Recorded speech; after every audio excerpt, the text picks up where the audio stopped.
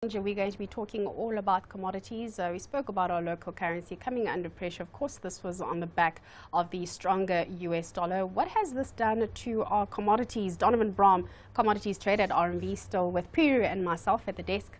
Donovan, just tell us about the moves. We saw our rand still under pressure now. Yeah, I was listening to you speaking about the rand, and then you backtracked and spoke about the dollar strength.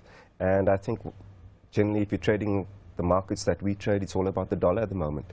And it leads back to something that I used to speak to you about before. When you're investing in gold or you're investing in oil, what are you using to invest in? Are you using dollars? So we have this focus on the gold dollar price or the Brent dollar price, but yet we're paying in rands for it. So if you look at what gold dollar has done over the last few years, like speaking about Harmony earlier, and you look at what gold rand has done, which is actually where we should be focusing, then you get a different ballgame. For example, somebody that bought Kruger and coins 2-3 years back, they're sitting in the pound seats, whereas somebody that bought gold dollar 2-3 years back, they've lost a lot of cash. So I think that's very, very important. And unfortunately, from speaking to our currency guys at work, I think we're in for a lot more dollar strength, irrespective of what happens later on in this week with the numbers out from the States. So I think commodities prices in dollar terms are going to be under a lot of pressure still going forward. Donovan, I want to quickly switch to Brent. We saw Brent climbing steadily up higher yesterday during the morning session. And as the US market opened, we saw that dollar strength come through and it dropped about 4% from its highs. That is purely driven by, like you say, dollar strength. I think with Brent, there were some extra factors yesterday.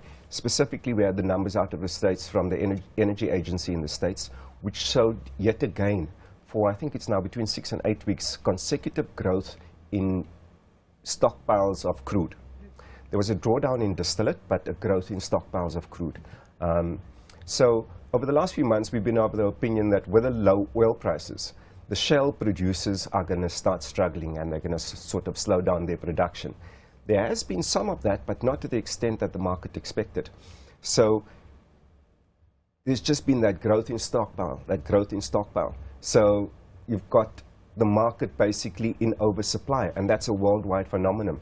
I mean, whenever you saw any sort of stone thrown in the Middle East in the past, what would happen? Oil would go up $10. I mean, the Middle East is as chaotic as it's ever been, and yet you're selling oil. And it's simply because of the oil stockpile.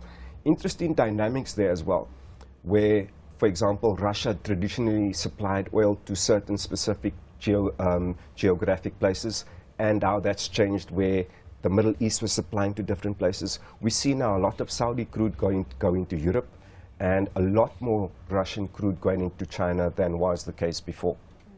Yes, last week Ibrahim Patel was here, and I kept asking him, with this oil price that we're sitting with, is OPEC going to change their strategy then?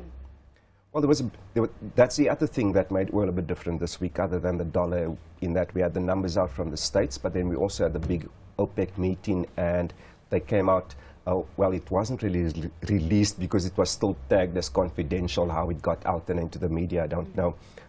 They report. They find a way. They release this massive report every 5 years, and it's sort of like their 5-year plan. And it makes for interesting reading. And it sort of supports Saudi Arabia's view that we're not going to do what we used to do before, whereas when the price drops, we pull back production.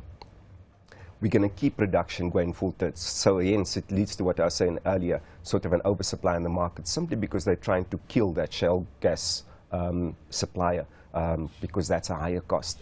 And they're predicting that the oil price will average, they say the growth is going to be slow, like they're predicting almost like a $5 growth over time, but they see oil price averaging in the next 20 years around $95 in today's money.